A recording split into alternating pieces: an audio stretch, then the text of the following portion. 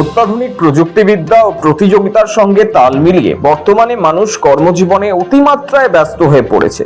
ব্যস্ততা যত বাড়ছে, মানুষের মধ্যে অবসাদও তত বাড়ছে। অনেক সময় কাজের চাপে নিজের দিকে নজর দেওয়ার সময় হয়ে ওঠে না।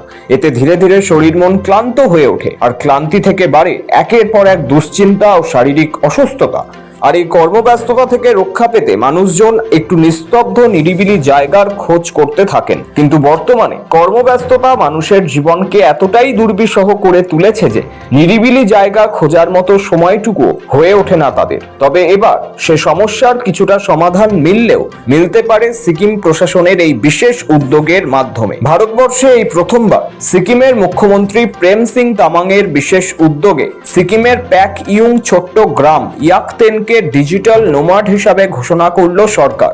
শুক্রবার জাঁকজমকভাবে এই নোমাড গ্রামের উদ্বোধন করল সিকিম সরকার।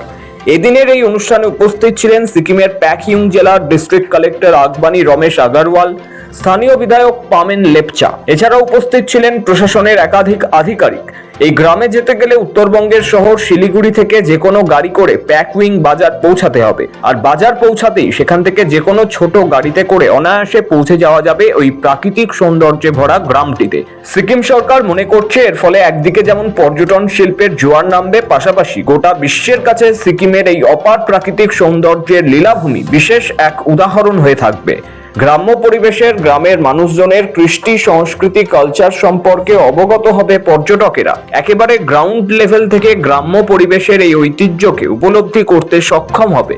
পাশাপাশি স্থানীয় মানুষজনের তৈরি ট্র্যাডিশনাল খাবারের স্বাদ নিতে পারবে। তবে প্রশাসনের তরফে দাবি করা হয়েছে শুধু পর্যটন শিল্পের সুদূর প্রসারের লক্ষ্যেই নয়, বরঞ্চ এই ছোট্ট গ্রামটিকে ডিজিটাল ভাবনায় তৈরি করা এক অনন্য লক্ষ্যমাত্রা সিকিম সরকারের। এখন অনায়াসে গ্রামে মিলবে হাই স্পিড ইন্টারনেট কানেকশন, পাশাপাশি পর্যটকদের জন্য সমস্ত রকমের সাধারণ পরিষেবা প্রযোজ্য থাকবে। প্রসঙ্গত, সিকিমের মুখ্যমন্ত্রীর প্রধান ও একমাত্র লক্ষ্য হলো এক পরিবারের একজন উদ্যোক্তা হবে।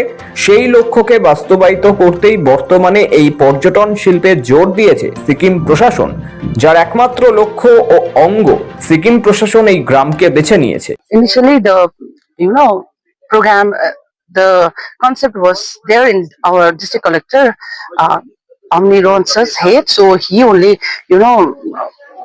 wanted me to join him. So on his guidance, so I've been working since it's been like 4 to 5 months, and so even this information was led by my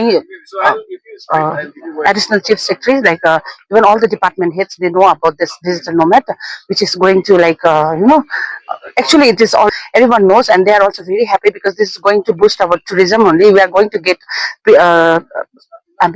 tourists from international level, as I'm also the head of inner line permit and all, so I also run a restricted area permit. So we've been getting all tourists from worldwide only. So I think even tourists knowing that we have already launched that first digital nomad in Sikkim.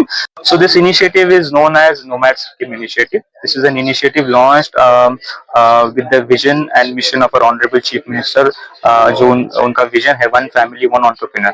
So that is what we are trying to create here. We are trying to create entrepreneurs at the ground level in the villages, and tourism is one area which is a plus point of Sikkim. So but right now what we find in the tourism sector is that it's a very seasonal business. So the business thrives only for 5 months in a year, and that business is also not regular. So digital nomads are people who come here for work. They're not here for tourism purpose. So they want good facilities, they want good internet, and they want a place to stay.